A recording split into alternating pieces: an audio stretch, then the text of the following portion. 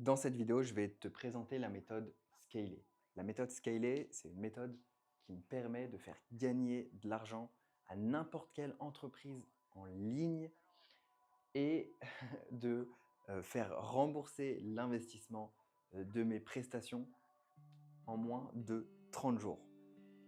Et avec cette méthode, j'ai gagné plus de 50 000 euros et j'ai fait gagner plus d'1 million d'euros à des entreprises sans créer de produits supplémentaires, sans demander du travail et de l'investissement de la part du CEO ou même des équipes, juste en 6 étapes. S-C-A-L-E-R.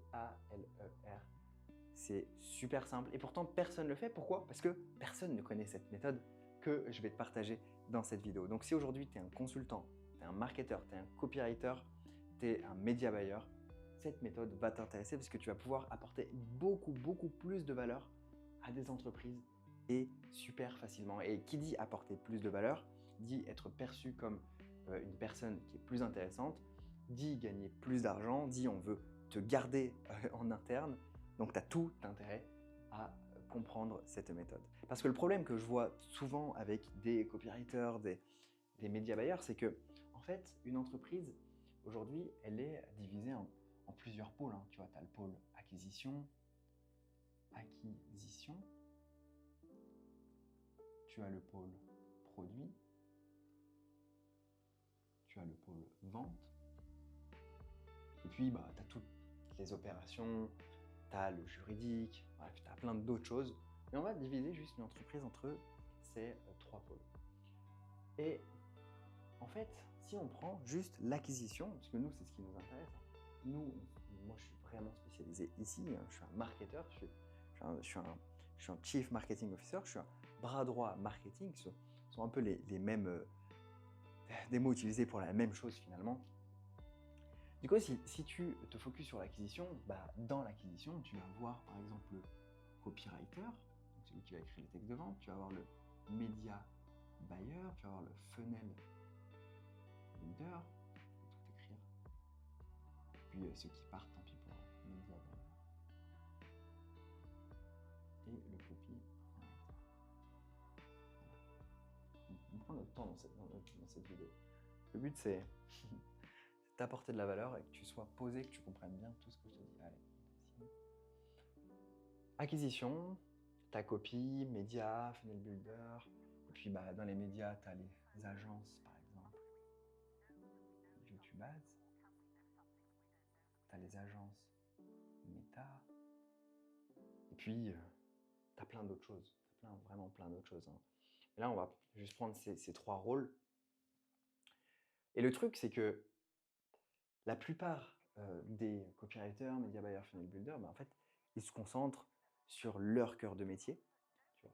Ici, le funnel builder va construire un tunnel de vente, le media buyer va gérer les pubs, mais d'ailleurs, qui c'est qui gère les créas?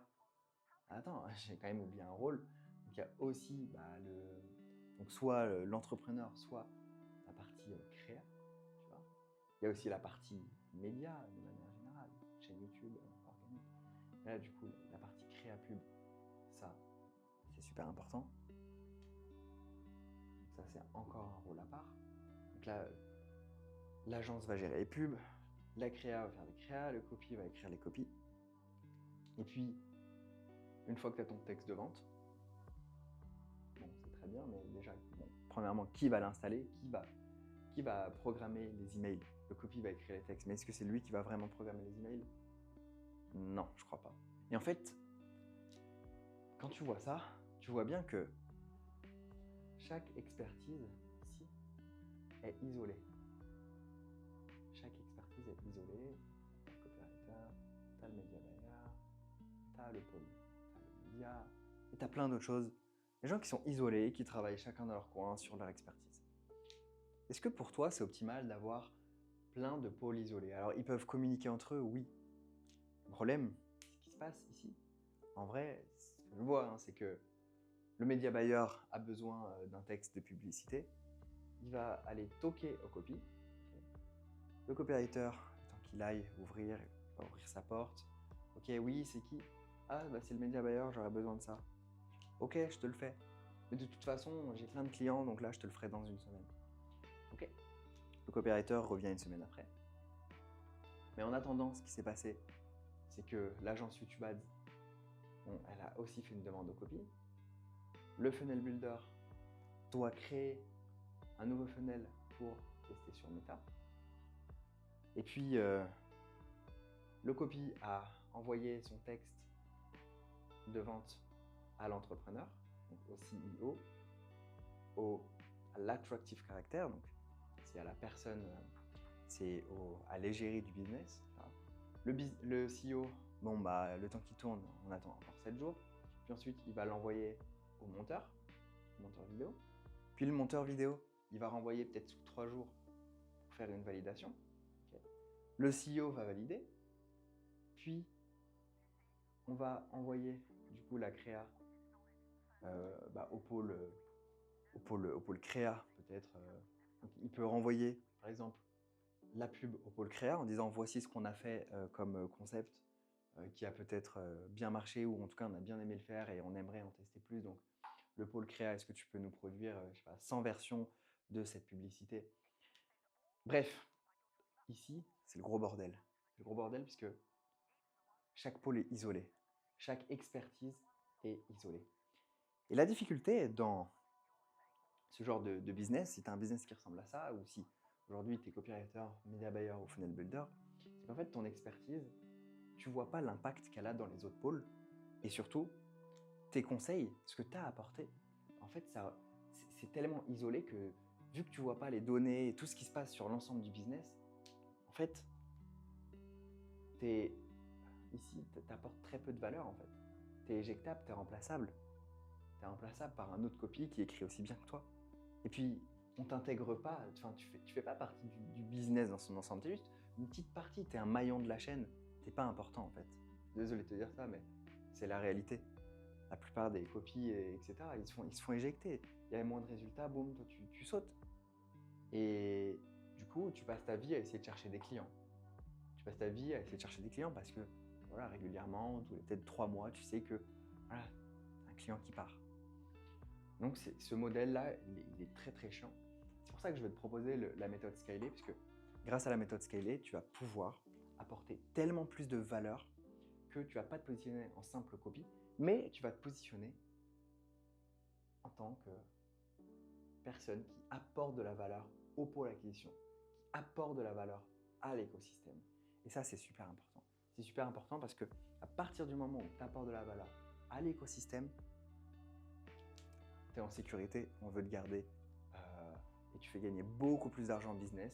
Toi, évidemment, tu as accès à beaucoup plus de données, donc tu apportes encore plus de valeur parce que tu as de la data pour backup, pour appuyer ce que tu dis.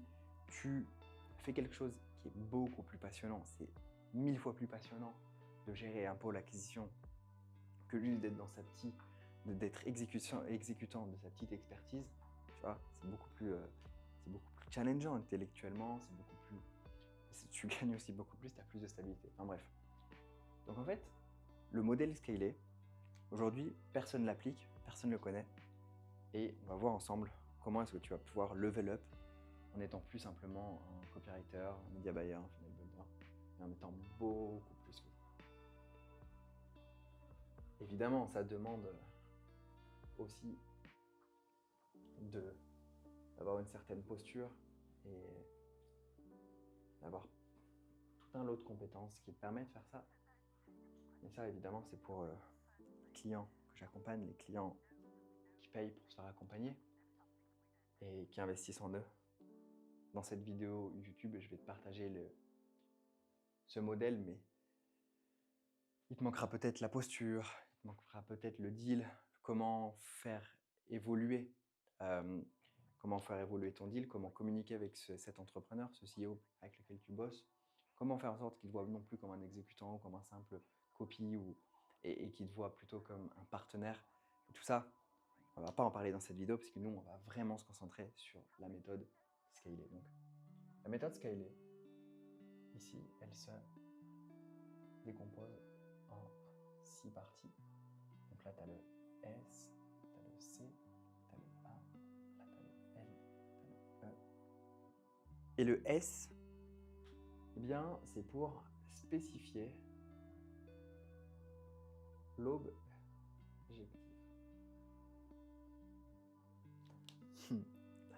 Pourquoi est-ce que tu veux spécifier l'objectif quand tu rentres dans une collaboration ou quand tu veux aider un CEO?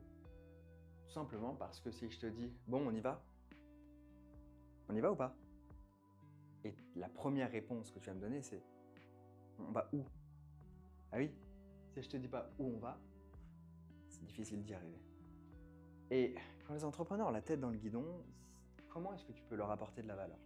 Imagine qu'un entrepreneur, c'est quelqu'un qui aujourd'hui a une hachette, a une hache à la main, tu vois, et en pleine jungle, avec plein de ronces, une végétation luxuriante, avec des singes et plein de bêtes qui vont l'attaquer. Il va dormir par terre ce soir. Il a juste un hamac et un sac à dos. Il a un couteau, une hache, et c'est tout. Et si je veux être vulgaire, il a juste la bite et son couteau, tu vois. Et du coup, là, il marche, il sait pas où il va. Il n'y a pas de GPS, il est là, waouh, putain, je vais où là? Il a rien d'autre que juste sa hache. Et toi, en fait, tu arrives dans un business et tu as cette capacité, si tu fais bien les choses, si tu suis cette méthode scalée, tu as cette capacité à dire à l'entrepreneur, viens, je te mets sur mon dos et moi j'ai de la chance, c'est que j'ai un super pouvoir. Et ce pouvoir, c'est que j'ai des ailes en fait. Donc viens, accroche-toi à moi, je m'envole et je vais au-dessus de la forêt. Et on va prendre du recul ensemble. Et du coup, tu arrives, tu prends l'entrepreneur, tu l'envoles au-dessus des arbres et tu lui montres la vision au-dessus des arbres. Et du coup, quand tu as une vision au-dessus des arbres, tu es à 1 km au-dessus des arbres. Là, l'entrepreneur, il commence à voir plusieurs chemins. Il se dit, ah putain, j'ai allé vers le nord, mais en fait, il fallait que j'aille vers le sud. Ok, je vois comment le chemin il se dessine. Et là, l'entrepreneur, tu lui apportes énormément de valeur. Parce que tu vas lui donner un objectif, tu vas lui donner un cap. Et ce cap, parfois, il l'a perdu. Il l'a perdu parce qu'il est dedans. Il est dans les ronces, là, en train d'essayer de faire des ventes. Tu vois? Donc toi, tu arrives, tu lui permets de prendre du recul sur cet objectif. Et puis toi, ça te permet également de poser les attentes. Poser les attentes, c'est super important. Pourquoi? Parce que de cette manière, quand il y a des attentes très claires, les résultats, c'est facile de savoir s'il a été atteint. Et donc, c'est le terreau pour une collaboration saine. La deuxième étape, c'est d'identifier ici les capitaux, donc, les capitaux de l'entreprise. Et quand je dis capitaux, c'est pas le capital, c'est pas l'argent. C'est vraiment les actifs de l'entreprise. Qu'est-ce que l'entreprise a aujourd'hui? Qu'est-ce que l'entreprise possède? Quels sont tous les actifs de l'entreprise? Donc je te montre ce que ça veut dire. Un actif, c'est par exemple, tu as plusieurs types d'actifs. Tu as par exemple tout ce qui est les tunnels. Un tunnel de vente, c'est un actif. Tu as les produits. Okay, tu as les équipes. Donc c'est tout ce que possède l'entreprise, tu as les audiences. Okay. Bref, l'entreprise peut posséder énormément d'actifs. L'entrepreneur a déjà des actifs, mais ne s'en rend pas forcément compte. Pourquoi? Parce qu'il banalise tout ce qu'il a et il ne se rend pas compte de la puissance de ce qu'il pourrait faire avec tous ses actifs. Parce que juste, il a construit ça au fur et à mesure depuis des années. Et en fait, toi, tu arrives et le fait de lister tous les actifs, les ranger par catégorie. Évidemment, je donne toutes les catégories à mes clients. Là, ici, on va rester vraiment à une vue hélicoptère. Mais ça, super important. Super important. L'entrepreneur, ça le rassure de voir tout ce qu'il a, tout ce qu'il possède. Et surtout, tu le verras si tu rejoins la Willever Academy, mais on va en faire quelque chose de ces actifs. Ils vont nous servir. Ils vont nous servir à faire gagner de l'argent à l'entreprise. Et ça, c'est ce que j'apprends à faire à mes clients. D'ailleurs, si tu veux candidater à la Willever Academy, tu peux retrouver un lien dans la description et tu verras comment est-ce qu'on peut t'accompagner pour te faire monter en compétences et devenir un vrai bras droit marketing opérationnel que tous les entrepreneurs voudraient recruter. La troisième étape, c'est l'analyse des chiffres. Pourquoi est-ce que tu veux analyser les chiffres? Parce que généralement, ce n'est pas la force de l'entrepreneur. Généralement, l'entrepreneur, il y va au feeling en fait. Il y va au feeling. Il a ses 2-3 gros ces 2-3 gros indicateurs clés qui suivent, mais il n'a pas le détail, il n'a pas la granularité des différents chiffres, de ce qui lui rapporte vraiment de l'argent, de ce qui lui fait perdre de l'argent, du 20-80 qui lui permet d'avoir les résultats. Tout ça, il ne l'a pas vraiment. Il a une vision globale de son business. Et toi, si tu arrives en analysant les chiffres et en comprenant ce qui apporte de la valeur, ce qu'il fait mais qui ne sert à rien, et ben en fait, tu vas lui permettre de gagner énormément de temps pour se focus sur le 20-80, sur les 20% des actions qui vont lui rapporter 80% des résultats. En analysant les chiffres, tu vas pouvoir ensuite localiser le ou les problèmes. Et ça, en fait, ça te permet de pouvoir donner des recommandations à l'entrepreneur. Ça a de la valeur. Et en fait, je dis souvent à mes élèves, ta capacité à effectuer un diagnostic est directement proportionnelle à ta capacité à générer de l'argent. Si tu effectues un bon diagnostic, que tu localises le bon problème, alors, dans ce cas, tu vas faire gagner énormément d'argent aux entreprises. Parce qu'une entreprise, c'est quoi ? C'est rien d'autre que vouloir un résultat. Okay. Et pour avoir ce résultat, en fait, tu as tout un tas de problèmes. Tu as tout un tas de problématiques partout. Okay. Et en fait, parmi toutes ces problématiques pour arriver au résultat, tu as un micro-problème ici, mais qui est le plus important sur lequel te focaliser aujourd'hui. Tu as le tout premier problème qui est la contrainte numéro 1 qui t'empêche d'atteindre le résultat aujourd'hui. Et donc ton job, c'est de trouver cette contrainte, de mettre toute ton énergie sur cette et unique contrainte pour arriver au résultat. Ce que font les gens, ce que font la plupart des gens que je vois, c'est qu'ils essayent d'atteindre ce résultat en résolvant la mauvaise chose. D'ailleurs, ils vont essayer d'enlever cette barrière, alors qu'en vrai, c'est pas vraiment ce qui empêche d'atteindre le résultat. Mais pourquoi est-ce qu'ils essayent d'enlever cette barrière alors qu'ils essayent d'arriver là par la ligne droite ? Parce qu'ils ont fait le mauvais diagnostic. Donc si tu fais le mauvais diagnostic, l'argent ne gagnera pas d'argent parce que tu vas résoudre le mauvais problème. Donc ta capacité à gagner de l'argent est directement corrélée à ta capacité à faire des bons diagnostics. Et c'est pour ça que ce modèle, en fait, c'est déjà l'entrée pour te permettre d'effectuer un bon diagnostic. C'est une méthodologie. Ensuite, tu vas rentrer dans chaque étape pour effectuer le bon diagnostic. Donc là, tu localises le vrai problème. Ici, c'est l'élément clé. L'élément clé, en fait, c'est ta capacité à du coup identifier le vrai problème et à te focus sur un seul élément. La plupart des consultants, internet, marketing, ce qu'ils vont faire, c'est qu'ils vont localiser plein de problèmes et ils vont dire au client, voici tous tes problèmes. Voici tous tes problèmes. Et le client va être là en mode,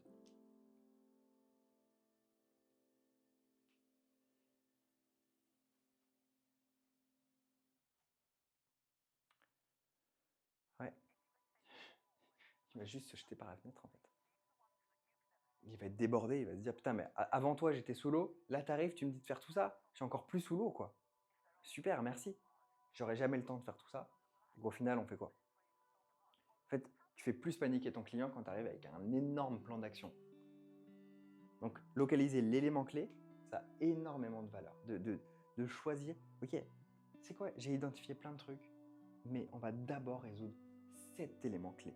Et quand on a résolu cet élément clé, t'inquiète pas, on va du coup respécifier un objectif, on va réanalyser les chiffres, on verra le deuxième problème après.